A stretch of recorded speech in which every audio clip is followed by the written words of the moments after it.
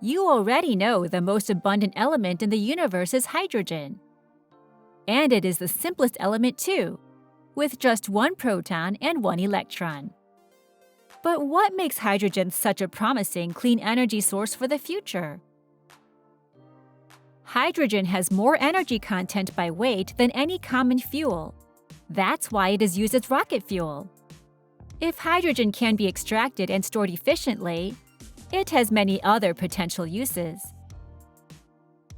Since hydrogen is more commonly found in nature as part of compounds, such as H2O, the first challenge is extracting it. Electrolysis is the process of using electricity to split water into hydrogen and oxygen. Pure water is a poor conductor of electricity, though, so an electrolyte is added to the water first. An electrolytic cell consists of two electrodes, called a cathode and an anode. During electrolysis, cations are reduced at the cathode to produce hydrogen. At the anode, anions are oxidized to generate oxygen. Electrolytic cells can be as small as a household appliance or as large as a factory.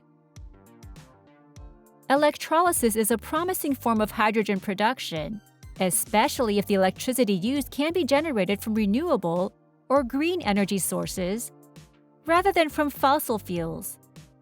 Hydrogen produced by electrolysis from solar, wind, or wave sources can result in zero greenhouse gas emissions.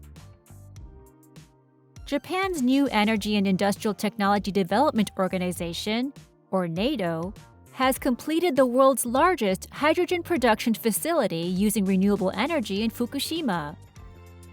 Its planned uses include supplying energy to fuel cell vehicles and for various demonstration facilities. But unfortunately, producing green hydrogen by electrolysis has not been cost-effective compared to fossil fuels.